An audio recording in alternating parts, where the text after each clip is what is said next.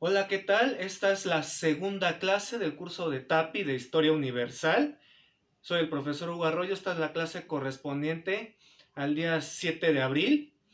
Y bueno, vamos a empezar con el punto 2 de las revoluciones burguesas y la idea de la ilustración. El 2.1, pues también vemos la ilustración como tal. Y entonces tenemos que la ilustración es un movimiento filosófico y político del siglo XVIII al que se le conoció por ello como la era de la Ilustración o el siglo de las luces.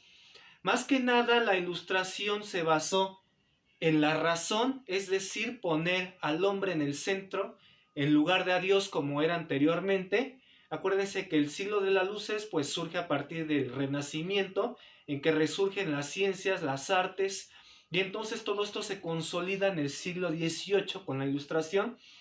Más que nada este movimiento se da en contra del absolutismo y del derecho divino de los reyes, que recuerden que ellos decían que estaban donde estaban porque Dios los había puesto ahí y entonces nadie podía contradecirles.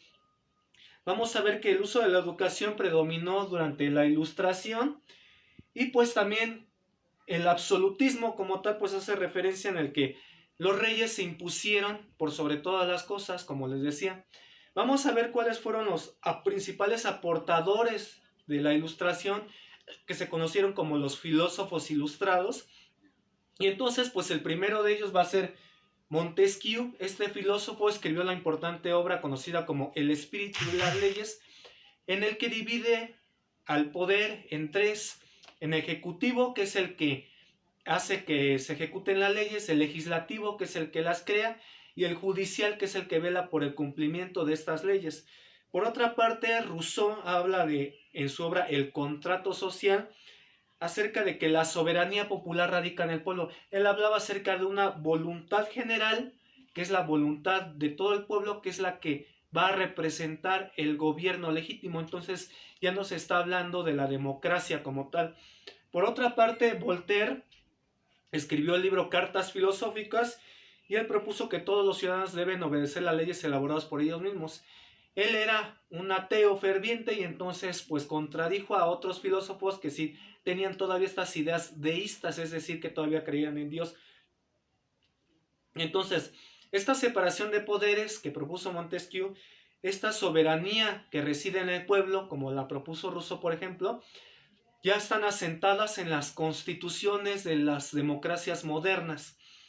Vamos a ver, por ejemplo, lo que es el enciclopedismo. Esta fue una serie de 28 tomos de que se llamó la enciclopedia, en el que se pretendía reunir todo el conocimiento de la época, y los principales impulsores de esta enciclopedia fueron Denis Diderot y Jean d'Alembert, quienes a fin de cuentas compilaron todo este conocimiento, toda esta sabiduría, y por poner en duda mucho de lo que decía la iglesia, esta enciclopedia muchas veces fue incautada, fue quemada, precisamente para que no se supiera su contenido.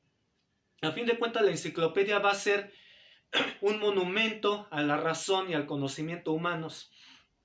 Vamos a ver también que en el ámbito político la Ilustración influyó en el establecimiento del sistema denominado despotismo ilustrado.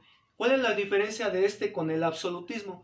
Pues realmente son parecidos, aunque la diferencia aquí es que, por ejemplo, los monarcas ya estaban empapados de todas estas ideas de los filósofos ilustrados, y entonces ellos empezaron a gobernar, digamos que para favorecer mayormente al pueblo. Digamos que este tipo de régimen se puede resumir en lo que decía el rey Juan II de Austria: todo para el pueblo, pero sin el pueblo. ¿Qué significa esto? Que pues como les decía, iban a empezar a gobernar para favorecer al pueblo, pero impidiendo que el pueblo pues tomara decisiones políticas que influyeran en el gobierno.